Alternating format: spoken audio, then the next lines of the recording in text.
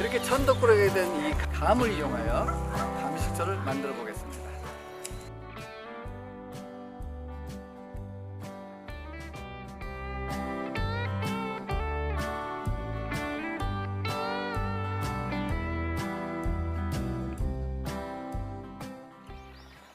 시중에서 유통되는 식초는 크게 세 가지입니다. 하나는 양조식초, 하나는 주정식초, 하나는 전통 발효식초인데요. 그 만드는 방법이나 효능의 차이가 굉장히 큽니다. 주정식초는 아세트산만 있기 때문에 일반적으로 마트에서 굉장히 대용량으로 저렴하게 살 수 있는 것인데, 여기서는 그야말로 아세트산만 있기 때문에 멸균 효과가 있어서 식기세척용이라든지 이런 세척용으로 많이 사용하고 있고요. 양조식초는 주정식초보다는 좀 나은데 술을 부어 가지고 만드는 그런 식초입니다. 오늘은 가장 효과가 있는 전통 발효식초를 만들 것이고요.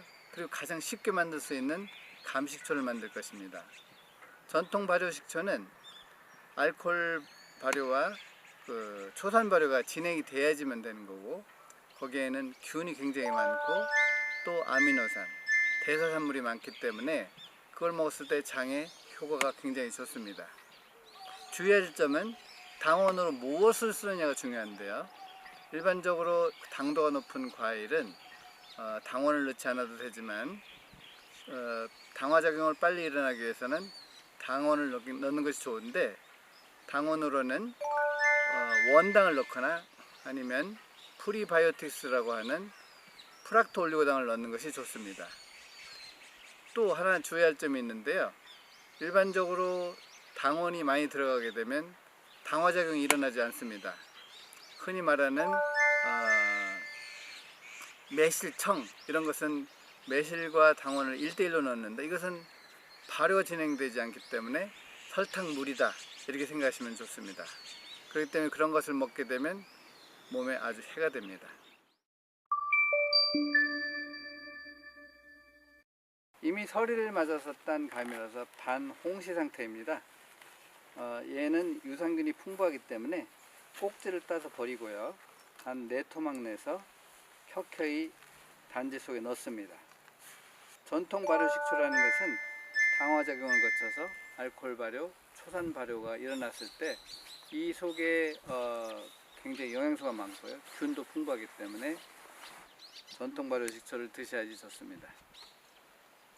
일반적으로 이제 항아리에 이렇게 담게 되는데, 요즘은 과학이 발달되면서 식초가 만들어지는 과정을 알게 되면서 이 항아리에서 담는 것을 외부에서 담았을 때는 겨우 내내 당화작용이 일어나지 않습니다.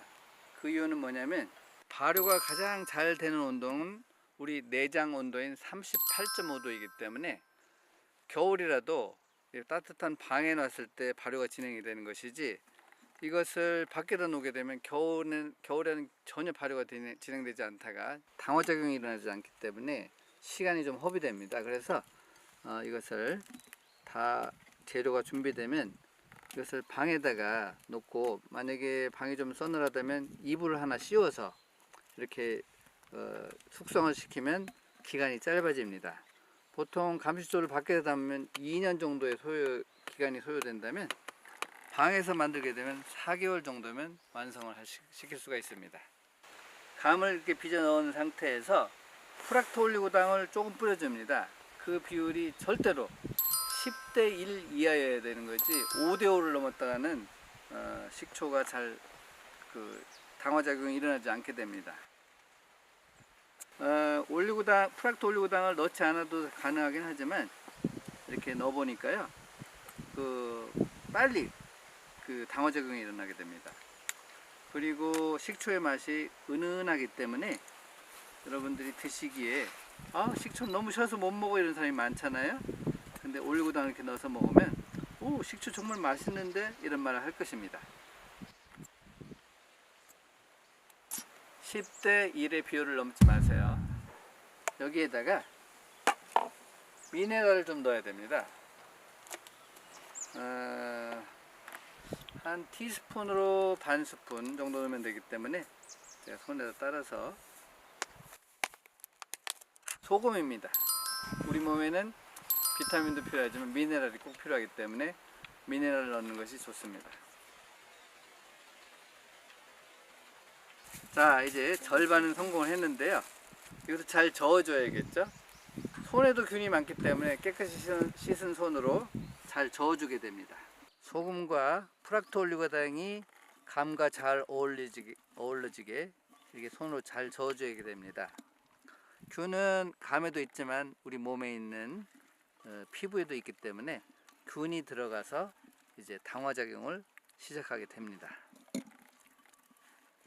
이제 감과 그리고 프락토올리고당 그리고 소금 반 스푼이 들어가 있습니다. 여기서 잘 저어줬는데요. 벌써 초파리가 날라들거든요.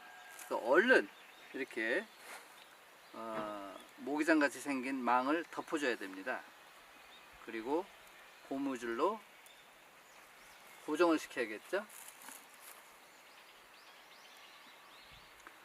초파리를 통제 못하면 얘네들이 따뜻한 방에서 새끼를 까게 됩니다. 그 새끼가 뭔지 아시죠? 구더기입니다. 그래서 감식초를 만들다가 구더기 아주 범벅을 보게 되는데 그러면 아주 뭐 식초가 만든 데는 지장이 없겠지만 너무 혐오스럽고 기분이 나쁘기 때문에 버리게 됩니다. 먹지 못하고. 짜잔! 이제 항아리를 덮고 뜨뜻한 방이나 아니면 전기장판을 깔아서 식초를 만들게 되면 완성이 됩니다. 쉽죠? 그런데 주의해야 될 것이 있습니다. 왜 그러냐면 당화작용이라는 것은 처음에 알코올 발효가 일어나고 그 다음에 농익은 알코올이 되면 그 다음에 초산 발효로 넘어가는데, 그렇기 때문에 알코올 발효는 혐기성 발효이라서 공기를 차단해 줘야지만 됩니다. 지금은 이렇게 모기장 같은 망으로 이렇게 공기가 들어가게 되면 알코올 발효가 잘 일어나지 않기 때문에 비닐로 씌워줘야 됩니다. 빵꾸가 나지 않은 비닐로 한 번 더 덮어서 다시 공기가 안 들어가게끔 팽팽하게 고무줄로 띄워주게 됩니다. 쉽죠? 끝이 아닙니다. 아주 주의해야 될 것이 있는데, 그것이 뭐냐, 혐기성 발효는 공기를 차단해야 되는데 이렇게 만들면 어떻게 되겠어요?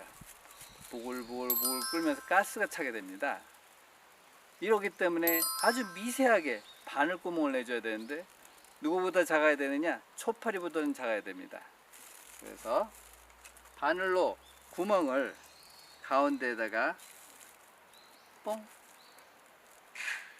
뽕, 뽕, 세 군데 정도 이렇게 구멍을 뚫어주게 되면, 자, 이제 준비가 완벽하게 됐고요. 항아리 뚜껑을 덮은 상태에서 전기장판이 있거나 따뜻한 방에 놓고 이불을 뒤집어져서 38.5도라는 그런 그 온도를 유지하게 되면 약 30일에서 40일 정도의 알코올 발효가 마치게 됩니다. 알코올 발효가 어떻게 마쳤느냐를 알 수 있는 방법은 크게 두 가지가 있는데요. 하나는 직접 열어서 맛을 보는 것이고요. 하나는 옛날 10원짜리 동전 있잖아요. 그것을 이 뚜껑 위에다가 올려놓게 되면 녹이 씁니다.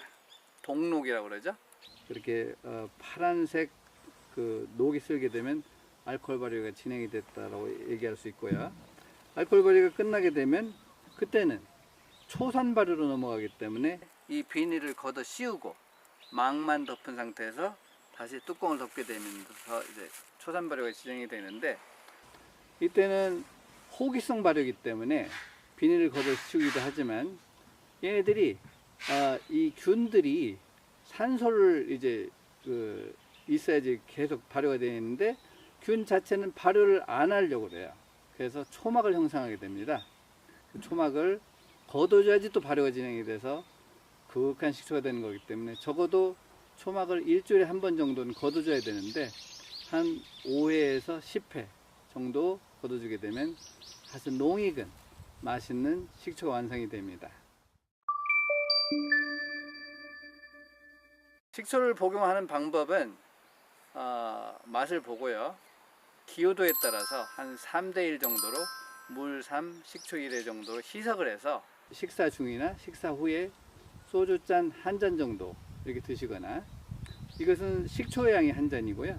전체적인 양을 보면 뭐 한 물컵 정도에서 소주잔 한 잔 붓고 물을 그 소주잔 3배 정도 부어서 이렇게 드시면 영성 식도염이라든지 소화불량, 가스가 차고 이런 증상에 많은 도움이 됩니다.